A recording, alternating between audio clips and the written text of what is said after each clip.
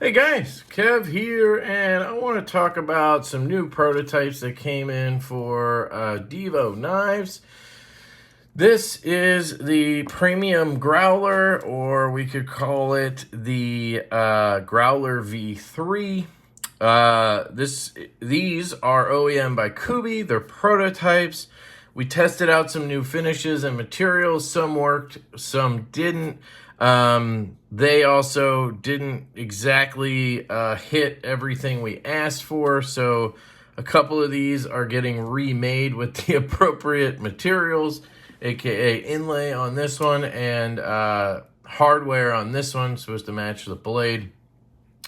And then you can see here the inlay of Ultim did not go as planned.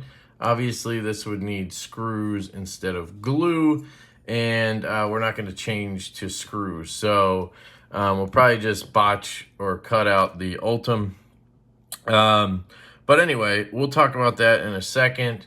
This project started a long time ago. So Colin and I really we still want to have a knife made here in the US, but we need that knife to be high quality, up to our standards, and we need to be able to get it made. So we have tried 2 different OEMs so far. This project started with us working with a company called M3 Tactical, and that just did not work out.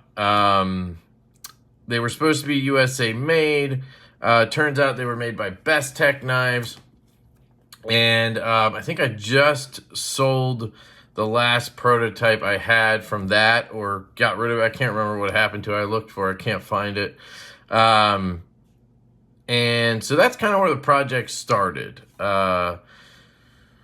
So after that, we got a quote from Best Tech for that knife. It was the knife that we had gotten prototypes for. It turned out to be made by them. We got the actual quote from them for that. And we thought, if we're going to do it overseas, we should try to bring the cost down a little bit, make it more affordable for you guys out there. So our goal with this project to do the premium growler overseas is to sell it for sub $250, right? Closer to $199 if possible is the goal. So Best Tech wasn't the perfect fit for that on this project. And then we obviously kept trying to find a U.S. partner to get it done. So we commissioned Shank Knives out of Idaho Falls to make prototypes of this knife. And it took a little while. We got the design dialed in. We got 2 prototypes, or 1 prototype at Blade Show in 2023. Loved it. Absolutely loved it. Then we got the quote. It was a bit higher than we were expecting based off of what we were told. They had some internal turnover. Their CNC guy kind of moved to another company, and we just didn't hear from them again after that. That was midsummer of 2023. I recently touched base with them briefly on Instagram to get a call going. That didn't happen, and I'm back to incommunicado with them. So it's been 7 months since we've heard anything really from them, and so we're kind of back at square one with the USA thing. So in the meantime, we thought it prudent to try to get this going on, like I said, in that overseas, more affordable angle, right? We can always still have this made here and, stamp US on it and sell it differently. That's, but we really like the design and we want to get it out there. So we commissioned Kubi to make these prototypes of it a few months ago. Here they are as promised. And I gotta say, they're fantastic. Kubi did an absolutely bang up job. I mean, we've slowly been dialing this design in, right? From the first iteration to how we kind of wanted it with shank knives to, you know, after those prototypes. So this, you know, when we sent it to Kubi, we already had it really dialed in. And so this is what we ended up with. Again, the finishes and materials will change. We'll probably, you know, get this guy into production at some point early 24. Hopefully have it out by the end of 24, hopefully in the fall of 24. And it should just be a drop. Shouldn't be looking at any type of pre-order or anything, but time will tell how that goes. We still have a production run in process right now of the V2 Growler. So this is the more affordable budget brother to the premium version. And this guy, the price point is right around $100. So if you use a coupon at White Mountain Knives, this one's a White Mountain Knives exclusive. If you use a coupon at White Mountain Knives, this guy comes down to $99. 154 cm and carbon fiber. The ones that are in production now are more of this version right here. Ignore this clip, just pretend that it has this clip on it. We have more of this version with the weave carbon fiber, blue accents, and the two-tone or the two-way satin. This is a machine satin and then horizontal flats. And then we have two other carbon fiber versions going. We have one with purple collars and a sand wash blade. And then we have one with all blacked out. So weave carbon fiber, blacked out everything hardware, and a black wash blade. So those three are in production. Hopefully those will drop right after Chinese New Year sometime in March or April. Those should drop. And we're really excited to get more of those out there. People have been really asking for the Growler V2 to come back. We love this knife. And I don't think it's going anywhere. But we wanted to have a little bit more of a premium brother to it. And that's where this one falls in. So V3, premium, whatever you want to call it. We'll figure that out down the line. But just to show you, we added micro milling on the entire scale. So you'll see there's milling on the titanium, but there's also micro milling on the carbon fiber. So that actually transfers through to the material on the inlay. You can see it pretty good on the weave one here. This is, again, supposed to be purple. We didn't have any purple material left, apparently, so they just used what we had, which was this electric or blood red. So they're remaking this prototype, and they're going to put black pearl camo in here. We still don't have purple, but at least that'll look better than red with purple, which makes no sense. And then we have the Ultim here, which actually looks really cool. I think in hindsight, we would just black out the hardware or something like that, maybe bronze, I don't know. But the problem with the Ultim here is it's glued. These inlays are glued because there's no screws to hold them down. We wanted it that way because it just, I don't know, I think it looks a little nicer to have those screws not there. So for the Ultim, you would need screws because the glue obviously shows through. If you just had screws, you wouldn't have that. It would just look like this probably across the board.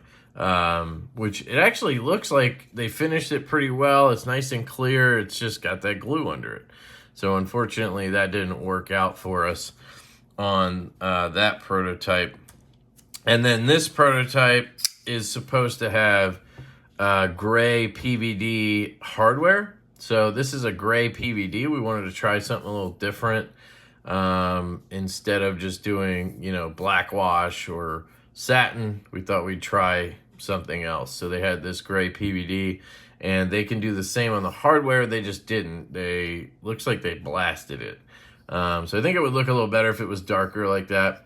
This bronze is interesting to me. The more I handle it, the more I like it. So when it came out of the box, it was a lighter color, more of a champagne color, but the more my hand oils have gotten into it, the bronzer it's gotten, which is pretty cool in my opinion. We are contemplating changing the inlay on this one to micarta or something like that. Let us know your thoughts on that, what you'd like to see.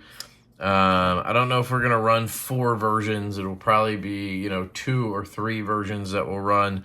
I think this one's pretty much ready to go. You have electric blue camo carbon. Maybe that'll switch to Arctic or dark matter. But you have a blue fat carbon type inlay. And then you have blasted titanium scales. And then you have the blue accents on the backspacer and the pivot collars. And then you have this beautiful belt satin. This is a true belt satin. Kubi's been doing a great job of that with us. These prototypes are in D2, but it looks really good. The final versions would be in, you know, S90V or 20CV, or, you know, we'll see what premium steel they have at the time if we can change it up. But we really are digging S90V currently. So this one's probably a lock.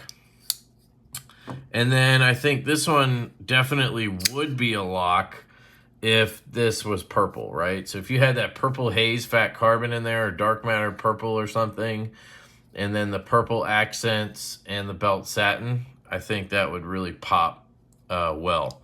And so that would be 2 versions right there.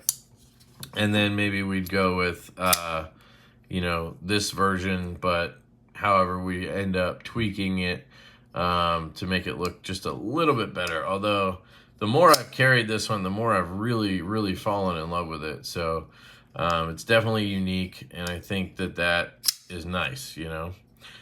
So we'll see what happens. Will there be a blacked out version? Maybe.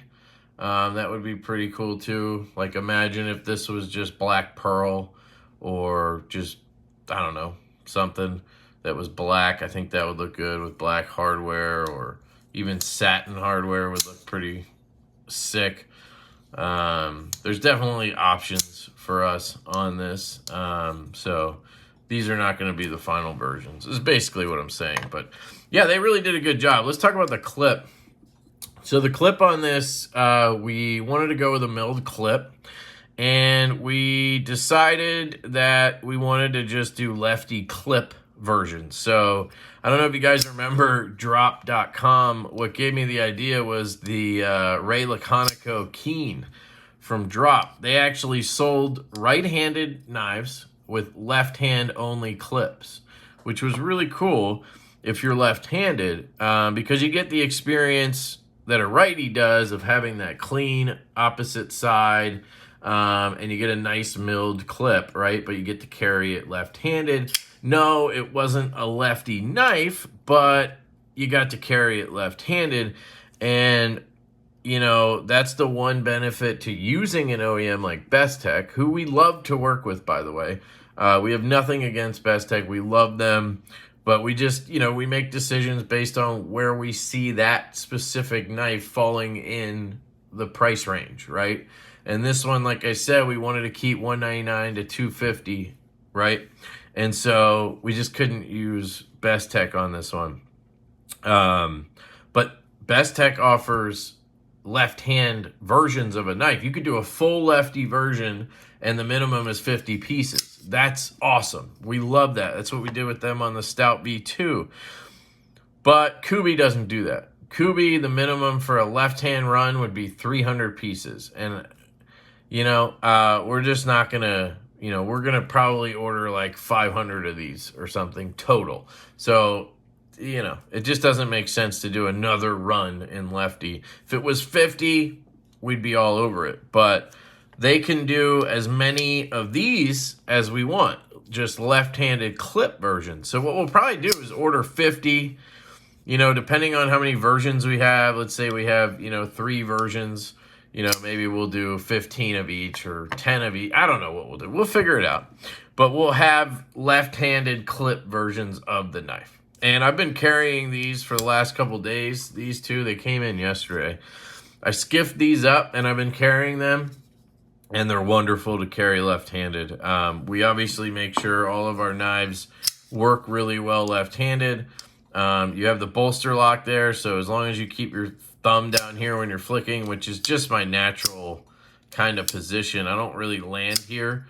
But you can see on this one, if I put my thumb there, it'll still rock it out. Same with that one. So you'd really need to just be digging in.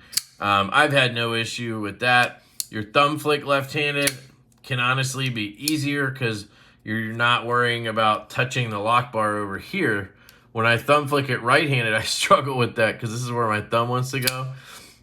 That's just because I'm left-handed. If you're right-handed, I'm sure you already have that muscle memory down where you don't do that. But you can, slow roll it lefty, thumb flick it lefty, reverse flick it lefty. You could probably even use this as a front flipper, lefty, there you go. And then, of course, right-handed, you got all the same moves, reverse flick, thumb flick. Ooh. I can't do this right-handed. Thumb roll, there you go, thumb roll. This one's got a strong detent, got it. Front flip. So you could do all the moves with both hands, right? That's what she said. And you'll have, the normal ones will look like this with a right hand milled clip. It's internally mounted, or actually it's mounted from this side. So this screw goes through here and into the clip. I think we're gonna add a pin of some kind.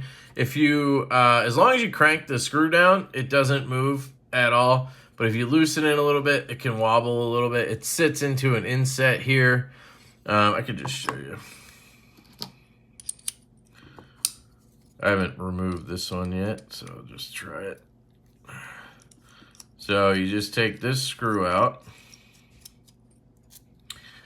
It goes through, obviously, and there's your clip. Just a clean milled clip, sits into that little pocket right there. So our idea was to just make this pocket maybe a little bit bigger and have a little pin stick out either on the clip or there, and then have it slot in. So you don't need another screw. It just helps, having that extra bit of retention with the clip. And then you just put it back in like this. Make sure it's, I would say, lined up the way it's supposed to be. And then what I do is just give it a good snug, and then it's not moving anywhere. Yeah, like I said, I've been carrying these for a couple of days, no issues at all with that. And the clip is relatively deep carry. You don't have a bunch sticking out or anything. I think it looks really good on this design. That's one of the big upgrades from the V2. The V2 obviously comes with a wire clip like this. So if you want to know some differences, the V2 is a liner lock. This is a bolster lock. This obviously has fat carbon inlays or whatever inlays. It's titanium with micro milling. These are, well, the first run you had aluminum G10 or carbon fiber. The next run will just be this carbon fiber, which is gorgeous, by the way. It's the same stuff being used here on that inlay. But, those are the big differences. Bolster lock, liner lock, titanium, carbon fiber, wire clip, milled clip. Both have titanium back spacers, micro milling, no milling, just contouring. Obviously, this is contoured here. This will be in a high-end steel. This is in a great steel, 154 CM. We love that steel. But, S90V is a little bit better than that. But, yeah, other than that, same design, same ergos. They both feel great in hand. This thing really feels comfortable. That jimping is really aggressive, feels great. You'll obviously get belt satin on this as one of the finishes anyway. Action is amazing on both. And then, you'll probably have about $100, $125 difference, something like that in cost. So, yeah, that's a quick rundown on these prototypes. We're really stoked on the premium Growler. I know some of you are going to be disappointed that it's not USA made. We've been trying. I mean, short of, just throwing away money, which we've done, actually. You know, we're trying. We want to make that happen. But in the meantime, we want to get our designs out there. And this is one that we've been very excited about. And you know what? We get to offer it for a good price. And that's going to make it more attainable to more people. And we have a company that wants to make it for us, right? You know, it's sad, but that's just kind of the way it is. So, yeah, let me know what you guys think. I would love to hear any versions you would want. I'm not promising we're going to do anything, but if you have a certain finish or inlay or whatever that you want to see, I would love to hear it down below. We're open to ideas, obviously. Any feedback you have, please let us know. And yeah, love you guys. Shout out to Colin. He works really hard behind the scenes with Divo, dialing in our designs. The guy is an absolute master with design and has been the best business partner I could ask for. So shout out to Colin. And love you guys. Hope you have an absolutely fantastic day. And I will catch you later.